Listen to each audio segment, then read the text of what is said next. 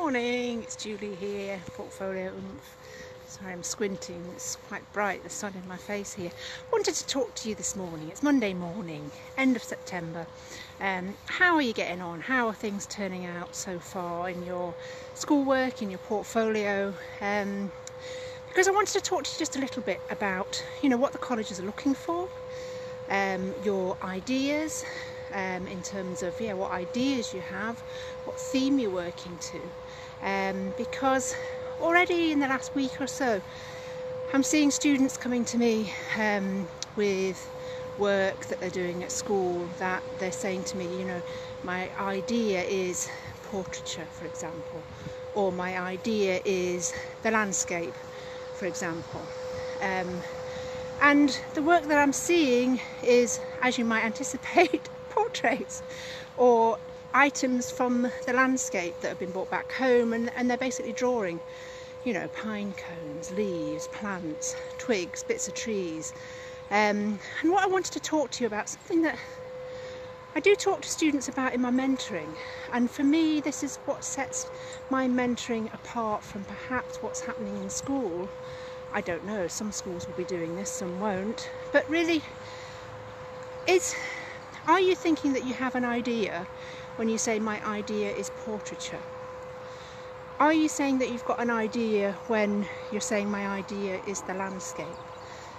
Because I would kind of beg to differ if you think that is an idea. I would say to you that that is a subject matter.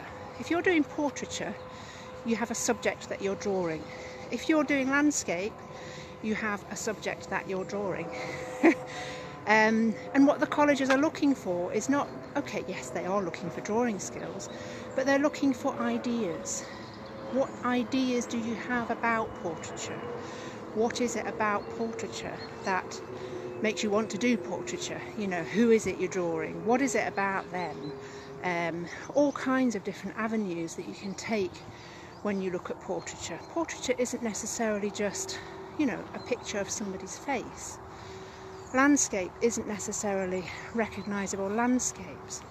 What I'm trying to dig a bit deeper with many of my students is, what is it about the subject that you're working on?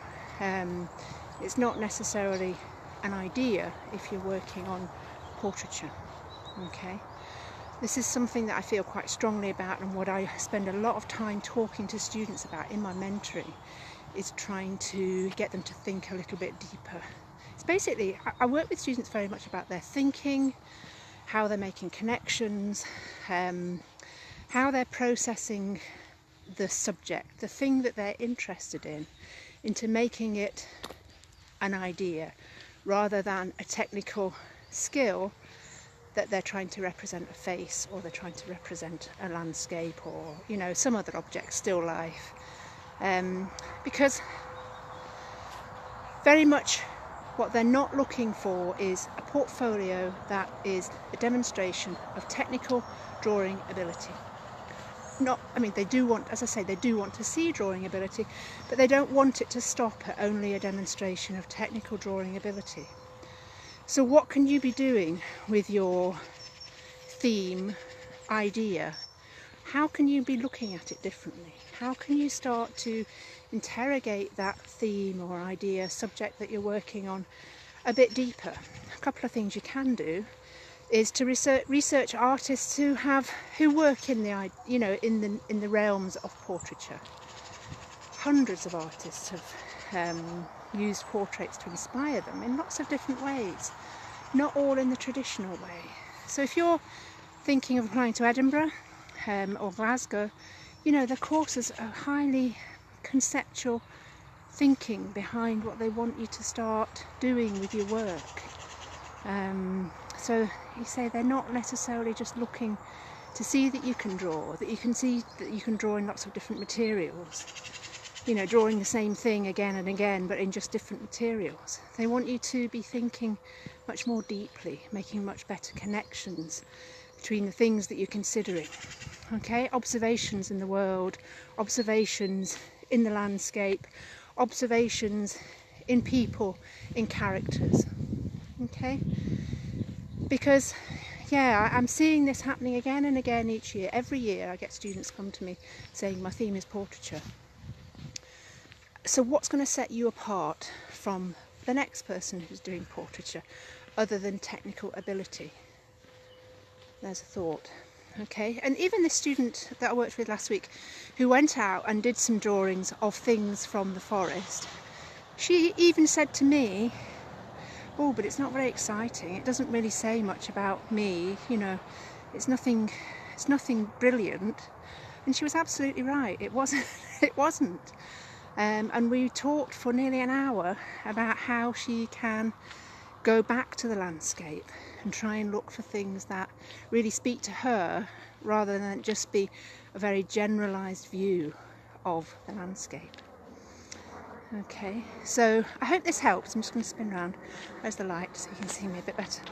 I hope this helps because this is really a sticking point, and it's end of September. Portfolios, you know, you've got cracking a bit. You've still got plenty of time to carry on with your portfolios to take you to the deadlines. But what I'm also wanting to just say to you is I'm offering a portfolio audit. If you're on my mailing list, you'll have had an email about this. Check your spam folders if you're on my mailing list and you're not getting my emails. But a portfolio audit where you can submit to me for free up to 10 images of your work that you're currently doing, and I will get back to you. We'll have a call for half an hour on Zoom. I don't know if you use Zoom, it's a bit like FaceTime.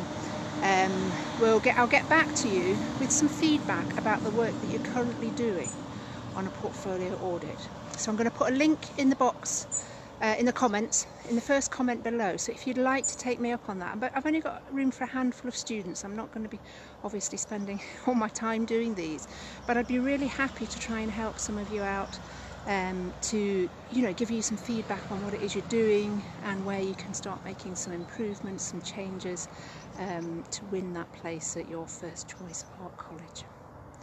Okay, great. Hope this finds you well, and have a good week. Enjoy the rest of the week.